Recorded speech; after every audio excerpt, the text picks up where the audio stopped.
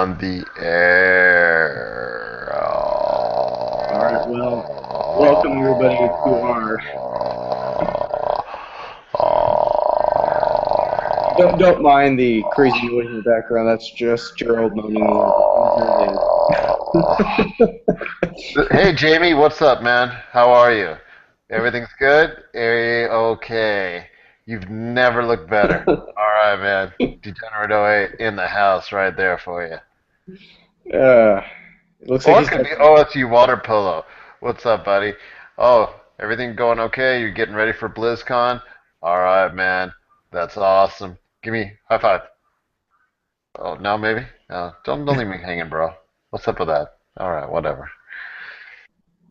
Well, this is our annual Halloween podcast. Ooh. Ooh, it's not done at a live event this year. We apologize for that to those who were looking Hey, forward to hearing the sounds of screaming kids in the background and it's animated live-ish. animated monsters and all that sorts of in the background this year. So we apologize for that, but I think you'll live through it because we're excited and it's going to be a great show, isn't that right? Who's here today? Yes, it is. Sadly, we were hoping that we have some extra folks tonight, but it's just the original crew, Gerald and I. I'm not. This is Nacho Daddy. You know why I'm Nacho Daddy? Because I'm Nacho Daddy. Well, And and Angry Nick with his famous bear head. That's what he's going to be for Halloween. yeah, I'm gonna Even be the, well, even scarier than I am. the laughing stock of Game Source as usual, right? I'm laughing. Well, I guess the big topic to fire things off is the Xbox One price change. Is it, no pun intended, a game changer? Well, let's elaborate. For those of you that have not been on the planet Earth when this was announced earlier this week, Microsoft announced as of 11/2, November 2nd, if you're watching this beforehand or if you're watching this after. So between November 2nd and the end of the year, which is roughly about what, 8 or 9 weeks or so, give or take, the price of the Xbox One on all versions has been reduced for $50 for each bundle. That Ooh, means, for instance, that's a big change. That's a big to do because yeah. it completely changes the price point of everything as far as it's concerned. May make a lot of decisions for a lot of people and may change a lot of others for quite a few people. So you know, uh, for instance, the bundle that comes, the white one that just came out this week with Sunset Overdrive, that will be reduced to 349. For instance, the one that with bundled with the two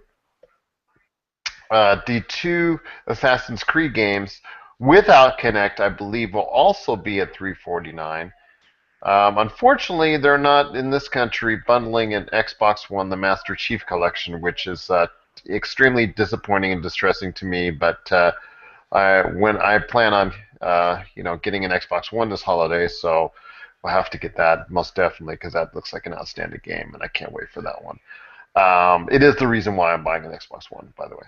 But also, if you are interested in the Kinect, which I may still be interested in Connect because it still has some features which I'm looking for.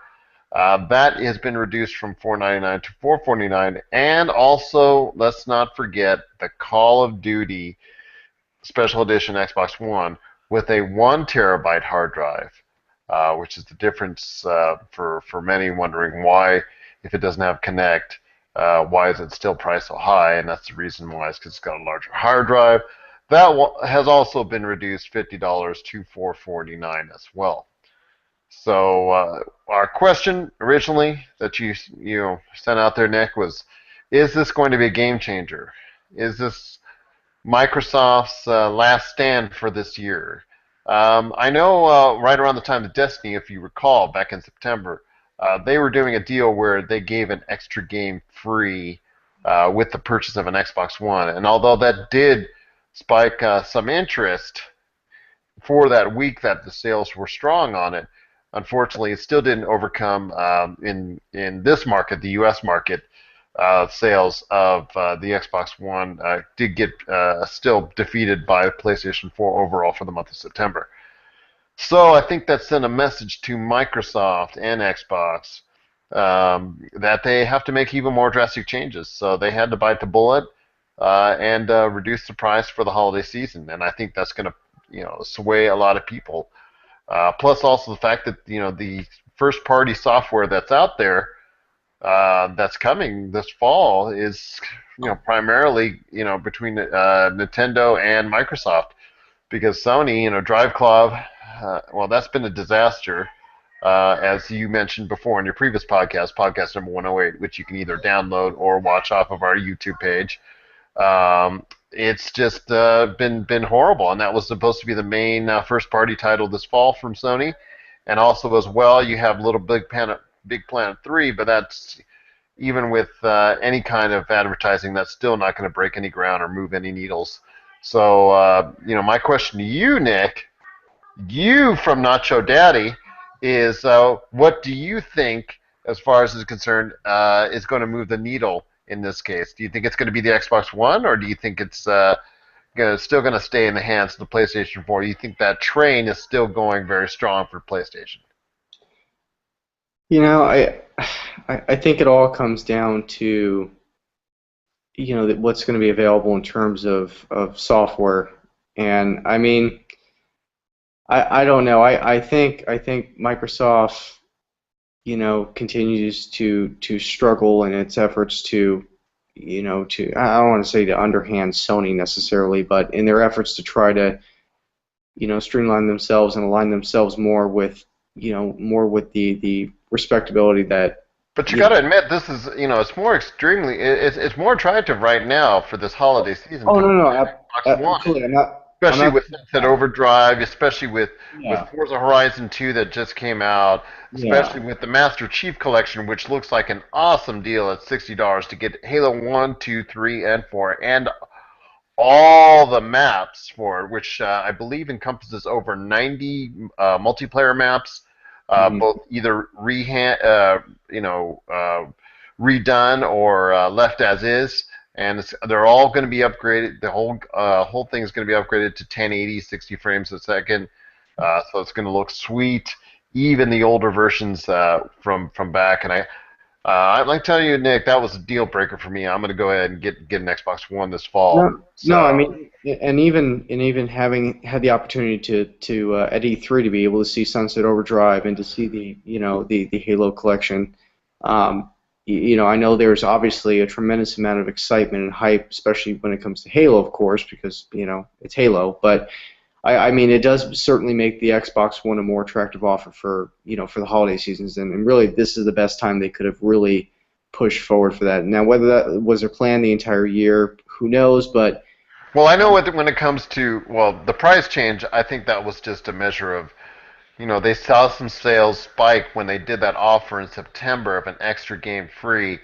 But I don't. They were kind of surprised. I think the whole video game industry was still surprised that even that did not sway people as far as overall for the rest of the month. That didn't do enough to get them over the hump. And basically, it's going to be this: if a $50 price cut, unless PlayStation and Sony change their minds and matches the price, if that doesn't sway people this holiday, and Xbox One does not overcome the PlayStation 4,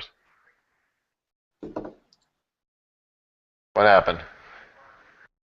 uh, Oh, it's like in like another region there, man. I'm telling you, Halloween haunted. If the Xbox One, if this doesn't make it the choice this holiday season, because Nintendo, everybody's getting hyped up for Super Smash, and I want to bring that in there, but they're still not thinking clearly. And we'll touch on more Nintendo in a bit here, but them not producing a Super Smash bundle, I still think is it's the same as Microsoft with the Master Chief Collection. Although I'm going to tell you right now in the books, when Halo 5 comes out next year, they're going to bundle a Master Chief Collection as part of that. They'll do one next year, which to me is too little, too late because I already have it by then. But I'm just concerned. People also are getting in back into the Wii U, um, but will that be enough? Because with a bundle, proper bundle for that Nintendo could have done with an amiibo, a GameCube controller, and the game would have been nice around 350 itself. But then you have the Xbox One, a much more powerful unit at the same price. So it's like I said, it just throws everything out of whack, and you get a free game with it on top of that. So it really makes it more attractive. So, this is now or never for Microsoft and Export. I know it's early on; it's only into I its don't think second I year, don't but I think think this is a make it or break right now because they're behind in the game and they're taking I drastic don't think measures. It's great to see. It's great to see for us gamers.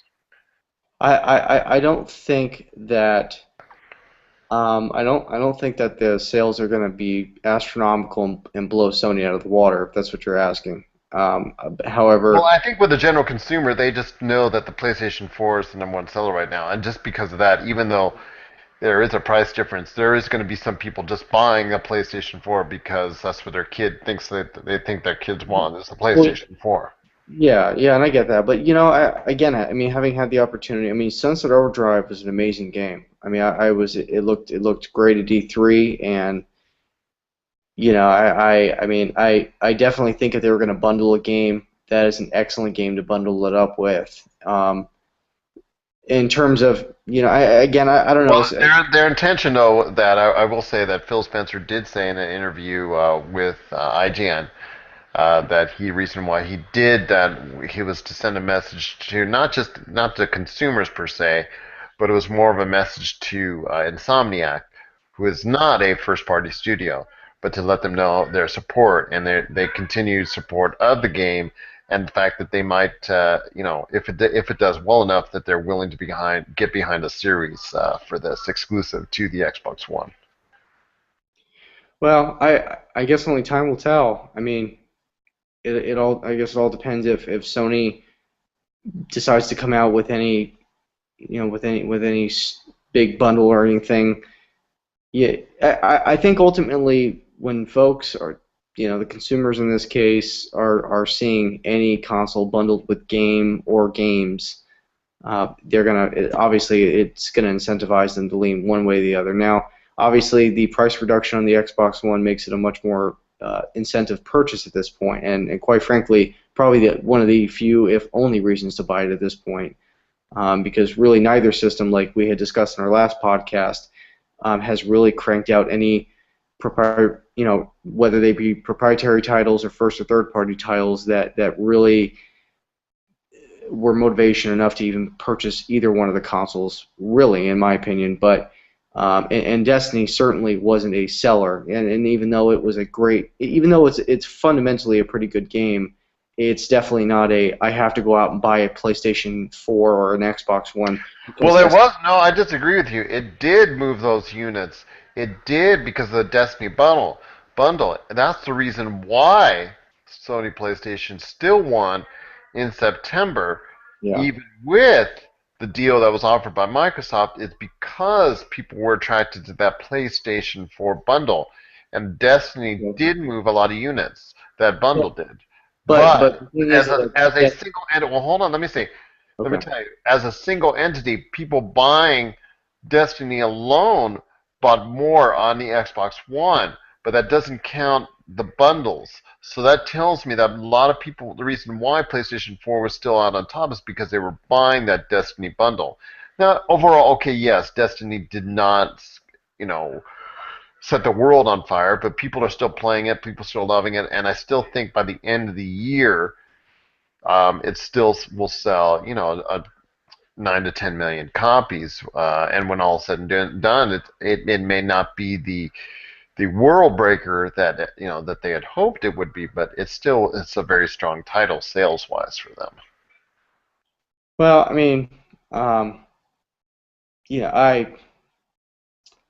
I don't know. I guess the way I feel about it is that only time is going to tell this season. I mean, again, it's definitely a greater incentive when you're provided a reason to actually purchase a console, versus just getting it and then sitting on it for 6 months while you wait for games that are actually worth purchasing to come out.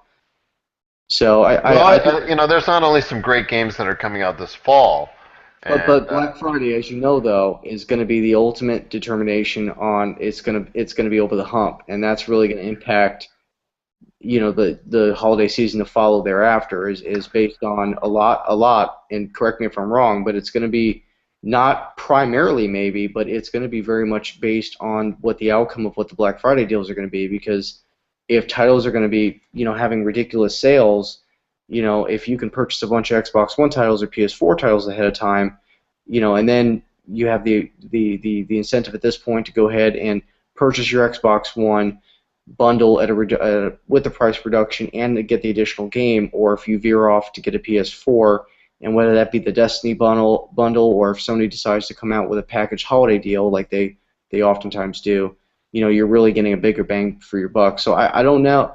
It's hard to say who's going to be. I don't think, if anything, Microsoft may potentially come as a close runner-up. I don't think Nintendo's really gonna be anywhere. But I mean, this might boost Microsoft sales, but I don't think it's going to be exponential enough to overturn Sony. definitely will be more interesting now because of that.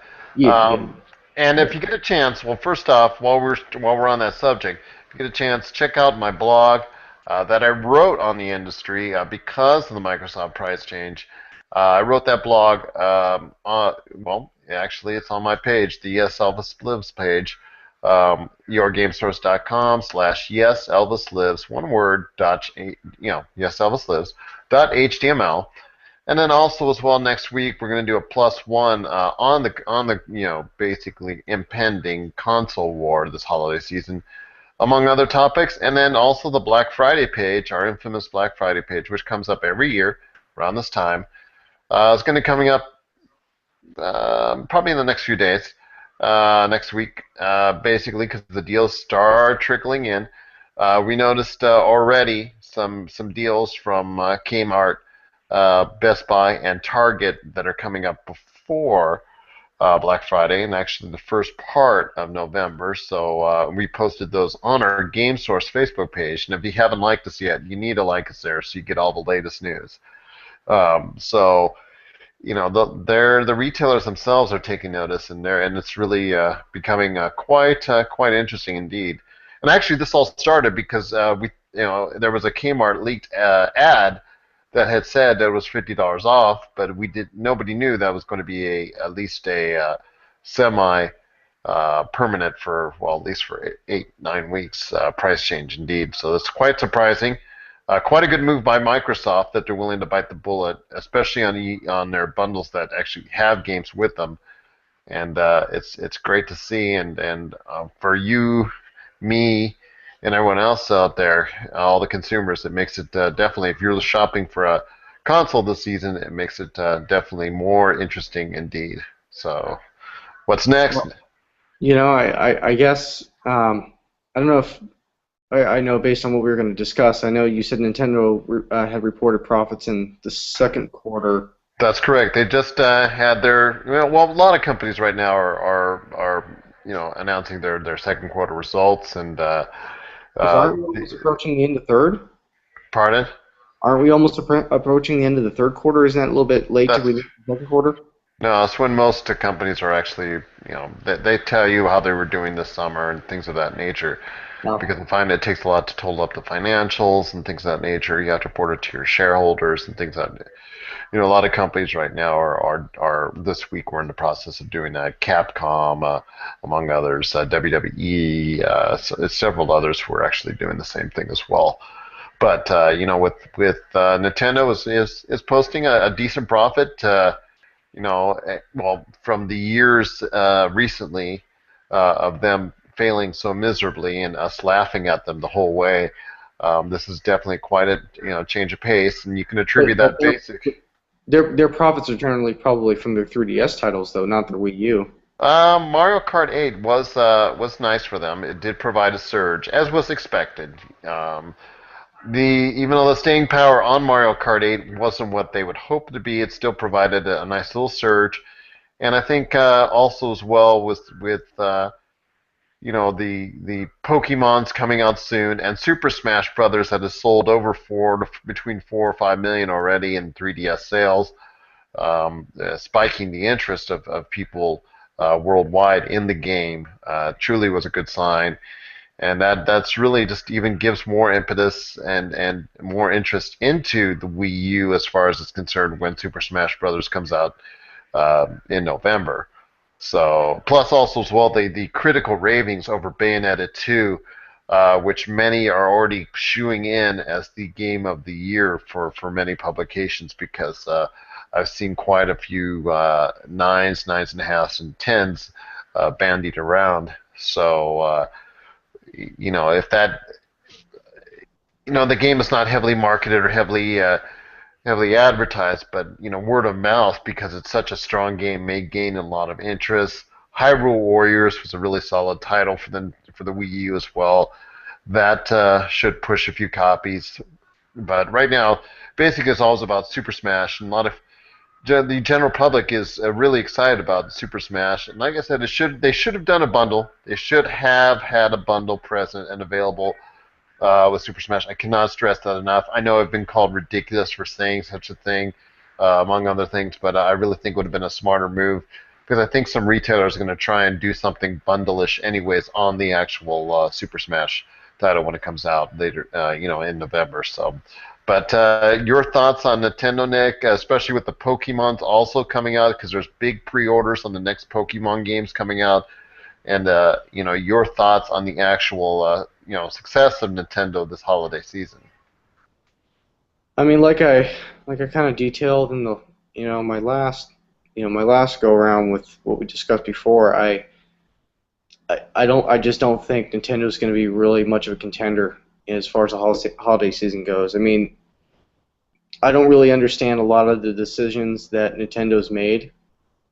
I mean, especially in recently, when we had discussed their changes in their new quote unquote 3DS and making some of the game software proprietary to that new device. I just don't I don't know if I think I know that Nintendo obviously has and will always have a very strong consumer follow. Just that's just Nintendo. They will have consumer following them time and time again, regardless of what stupid decisions they decide to make. But I just I don't know if that necessarily drastically impacted the consumers' purchasing decisions this holiday season. But I just don't know, even with the software that'll be available on the Nintendo Wii U and 3DS this holiday season, it's gonna.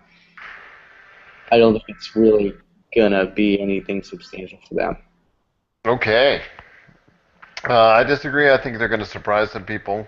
I think I think it's going to be Super Smash gaining a lot of interest. I think you'll be surprised. Whether this amiibo thing ever kicks in, like Skylanders or Disney Infinity, is another story. But definitely, people will have a genuine interest. I think there's a lot of old school interest and a lot of general consumer interest in the Wii U. So I think the race overall for each console will be a lot tighter than people you know have imagined. At least I would have imagined 6 to 9 months ago. But it does definitely, to me, look like a much better race. But it all depends on, like I said, retailers, how they price these bundles, because people are going to come in that are buying a Wii U, and they only want to buy Super Smash, and they want the amiibo and the other pack, because the only bundle package right now currently is sorry, my mask is kind of itchy. The What was I going to say? Oh yes, the bundle that's available is $99 bundle with a GameCube controller, and then the game itself, which does not quite the bundle I'm looking for, but some retailers are going to try and smash that with a, oh, sorry, pardon the pun, going to smash that with the console itself, and I think that's going to be something of great interest to people. It just depends, if they do it at $350, $400, that's not attractive, but if they do it at three, that could definitely be a game changer as If well. they So if they maybe did 299 with a game. yeah, yeah, definitely. But I anyway, on kind of moving into the next, which kind of is related but unrelated. In terms of related Call, but unrelated. Is yes, that in like terms of Call, is that because like Call of Duty is not a Nintendo product. is However, that like your kids? it is related. It is related to what we were discussing. So, has Call of Duty lost its momentum? I have been saying this for a very, very long time. Has it finally burnt out? Please tell me yes. Well, not if you ask Kevin Spacey. He's Okay, Kevin Spacey does make that game. see that's the thing. It's creating a lot of interest. It all Yeah. depends on who you talk to because a lot of consumers, a lot of gamers who've strayed away from the Call of Duty series are suddenly reinvigorated and have regained a new interest in the game because of the Kevin Spacey inclusion. So they're thinking, oh yeah, it looks kind of good. I think I may want to at least give it a try again. Oh, don't get me wrong. Whereas you have a lot of pundits that are saying, well, pre-orders are down. That means the overall sales going to be down, even from what Ghosts were It does. doing. The game does look very good, but it's still in its core. And I love Kevin Spacey. That guy's great, great actor. But I just, I that's not gonna. I just don't know if that's gonna really sell the game. I mean, it's still the same at its core. It's still the same Call of Duty. And to be honest with you, Ghosts wasn't really anything very impressive. Well, that's I why mean, they got Ghosts. That's why the sales of Ghosts suffered.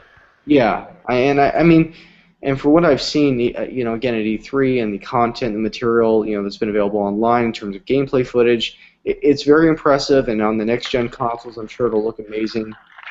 They've obviously integrated a number of new types of technology and things of that nature to help enhance your gameplay, hence Advanced Warfare. However, at its core, it's still the same Call of Duty. I saw something that earlier before the podcast that there was some video leaked of the zombie, of the zombie portion of the game. Oh, big surprise there. But Uh, the exoskeleton's supposed to give you new powers, new jumps, new getting but it's going still the here. same. So now they just intermingled Titanfall with Call of Duty. A little bit, not entirely, but yes, I understand what you're talking about. So I think I think Call of Duty is starting to go in the toilet. So they might want to maybe take some time to figure out another game. Maybe But they will. maybe they can use the power of the Force. They can use Well, the power of the Force, and which leads us into our next topic about Star Wars games. we're going to talk about that topic, Star Okay, Wars, Star Wars. right after this message. Okay, that was great. So, was it good for you too? Yeah, that's what I thought, Nick. Okay. Well, recently, Star Wars fans and such as myself, Star Wars has we've had a love and hate affair. Excuse my language with the H word there, but had with Star Wars games over the past 20 years or so, and it's just we want this the games themselves when it comes from the Star Wars universe to be so good, so well made, and so developed as the original Star Wars movies were. That sometimes when they don't meet up to those expectations, excuse me, Night of the Old Republic, excuse me, MMO, um, that was like recent times, they're still struggling to find an audience for that game continuously. You should get that So coffee with that. yes, I know. Tell me about it. And not the original KOTOR 2, which now, as part of the package of Lucasfilm games, film games, they're going to be now, actually put on GOG.com, which is not up to the level of popularity of Steam, but as the number two game PC game provider as far as it's concerned. It's still a nice place to be. And if you didn't hear the news, Disney and Lucasfilm have released a lot of those older games, which included, such hits as TIE Fighter, X-Wing Fighter. Um, as far as it's concerned, like I said, the old KOTORs, um, among others, that just are going to be released or have been released on GOG.com for certain prices. I think most right around $10, if I'm not mistaken, each. Which for retro games like playing early 1990s games might be a little much, but that's Disney. What do you expect? Um, the reason why we're including it on this podcast is because we posted that news here and on one of our other Facebook sites. Um, and it just seemed to really gain a lot of interest. I mean, it spiked interest to levels where you're at E3 and the news that we were sharing regarding Destiny back in September.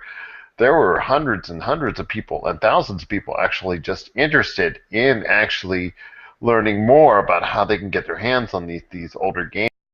Begs the question, Nick, especially with Star Wars coming out next year. The actual movie is concerned, Episode 7, and you're talking about those older games. What sense of nostalgia do you have as far as is concerned for those games that were, right around the time you were born, sir? Well, In I some don't cases, really, in some cases. I don't really, I've not been much of the Star Wars genre. I've watched the movies, but I can tell you from the hype, like I still remember when we were at the EA press conference, at E3. Not this year, I believe it was last year, if I recall correctly. Um, and sitting in the audience, and when a brief clip of, a brief clip of the new Star Wars coming up on there, and then when I say brief, I mean I think it was like literally a couple seconds. Correct me if I'm wrong. Oh no, And it is, and I that think was everybody just it. just got Oh, up go. and I not really so much got up, but everybody was just cheering and screaming because they were just that was what they wanted to see. So I mean, I think Star Wars has potential, but I mean, and I shouldn't say I didn't have too much experience with the games. I know that I had played. Oh my goodness, I can't remember the two games. Well, what I'm just trying to say is, because EA, and this tied into something else we were going to talk about, is EA's recent, announcement, because it had its shareholder meeting this week, and it announced officially a March date for Battlefield Hardline. But the most interesting thing was Star Wars Battlefront, which was at one time they were targeting a summer 2015 release, and you knew that wasn't going to happen. That was going to be a fall title for them.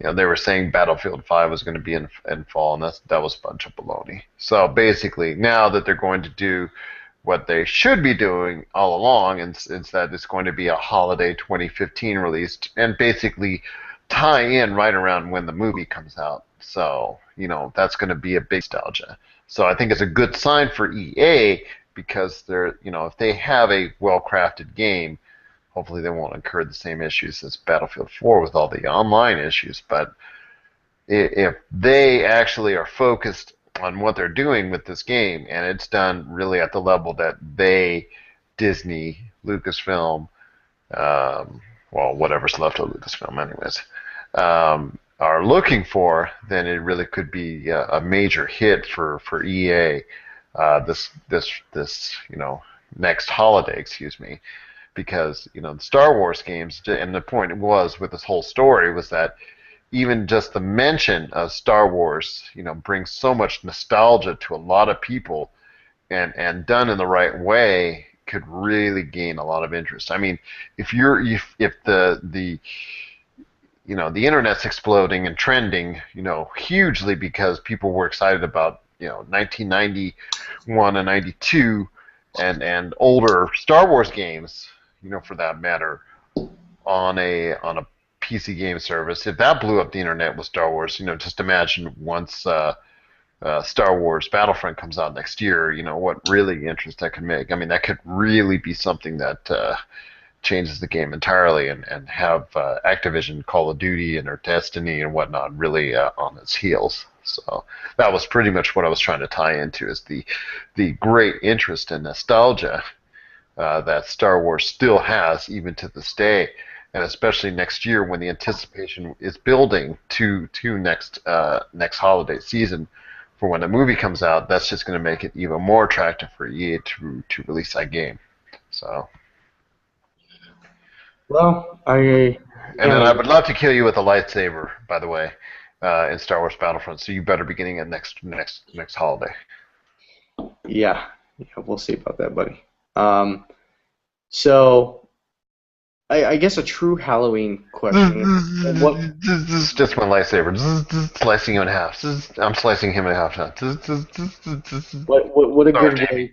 way, what a good last question to wrap up the Halloween podcast. Has a game ever truly scared you? Well, you scare me all the time every time I talk to you, but we'll start off with the one, two, true time. I was scared, and it's a story that you and I like to tell often, and involves, you. Um, Left 4 Dead 2, and it happened to be someone scary in both of our lives, your ex-wife. Um, scary because I even knew her, and scary because even more because you knew her. Although you got two great kids, so that's like a saving grace and all that. So, um, you know, that's the time I've truly been scared. Is not when she threw that famous story when she threw the Molotov cocktail on both of us. Oh, okay. Uninten- Unintentionally, I might add, and you see that Yeah. in air quotes there.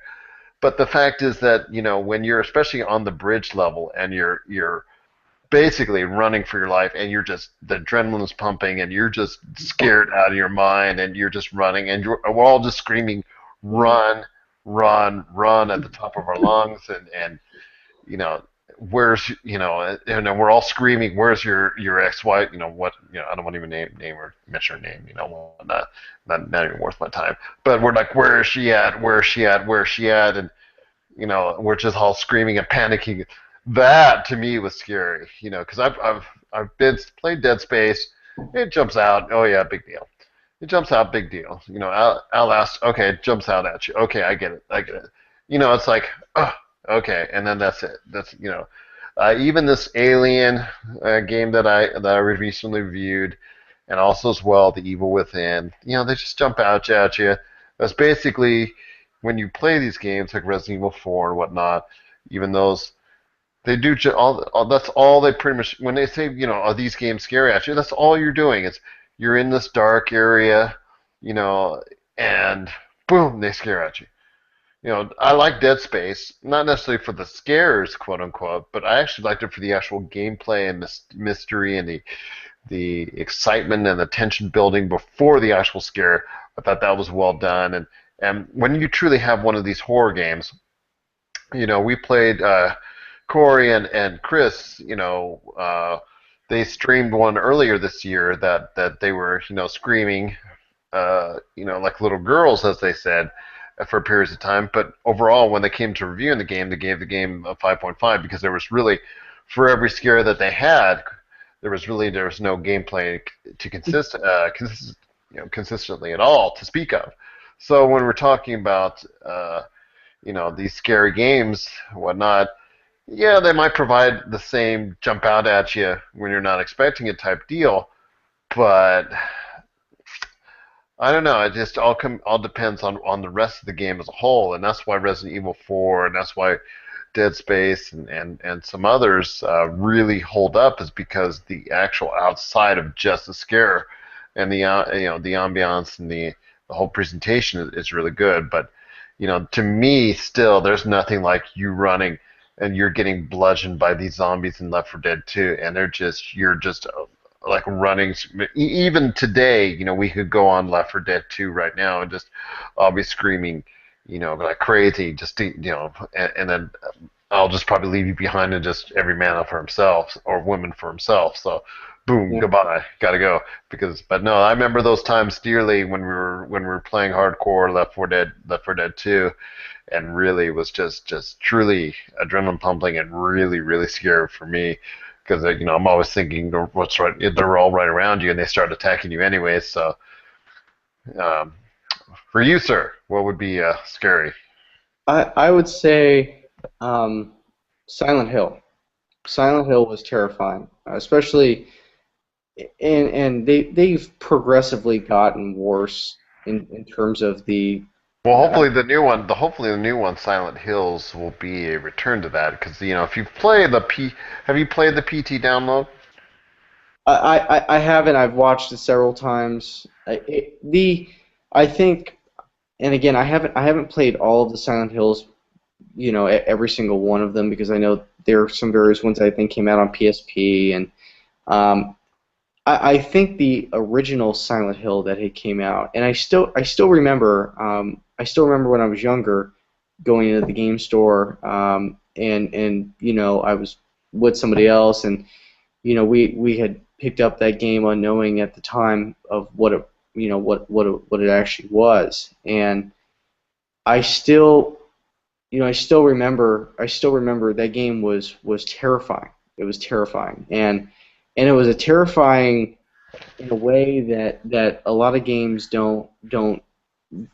Basically, it doesn't do what you had indicated that many of the games do now. It wasn't cheap scare tactics. It was true terror. It was being in complete and pitch darkness and trying to fiddle around rooms with a flashlight, and then not even it's more you discovering the enemy, and when the enemy was like in the room with you the entire time, and and as they've gotten, I think as the games have changed, they unfortunately in some iterations of the newer Silent Hill titles, they've kind of changed that style of survival horror. But as I've seen in PT, yeah, in the PT demo, they're bringing a lot of those elements back, and really, I think the game that really, you know, uh, from memory, that's terrified me was Silent Hill. But Well, fair enough then. Blah! Tried to scare you. Didn't work, did it? Okay. All right. Well, what does that say for the rest of our show, man? I'd say that is about a wrap. Okay. Well, we want to thank everyone for joining us on this special annual Halloween podcast. I'm sorry, there's like no animal. Again, there's no animatronics behind us. But still, we appreciate you joining us again. We're yourgamesource.com. Catch us on GameSource on Facebook, yourgamesource.com, or GameSource on YouTube, and then also as well at GameSource on Twitter. Definitely appreciate you watching or listening, whether you just download this and listen to the car, or you're actually watching this on the big screen because PlayStation 4 now has that YouTube app, so you got to use it, and there's no better way to use it than watching us right on the big screen, isn't that right? Yep, that it is. That's it. So did you do the update yet? I haven't really been home recently, so probably not. Okay, so careful because it might blow up your computer because people have been reporting issues with that new update 2.0. What But else? yeah, you go try it first. You try it first. You text me. If it's okay to do it, I'll go ahead and do it as well. Yeah, thank you. I'm glad I could always be the guinea pig. Of course. Well, I think thanks again, folks, for joining us. Until the next Game Source podcast, which will hopefully be our Black Friday special, Or sooner, because you or never know soon. what's going to happen. Exactly. Well, have a happy Halloween, and until next time, Who are you? I am SOS Rage or the Angry Bearhead. And I am Not your daddy, because I'm not your daddy. Woo howdy. Happy Halloween, everyone. Be safe out there and have lots of candy.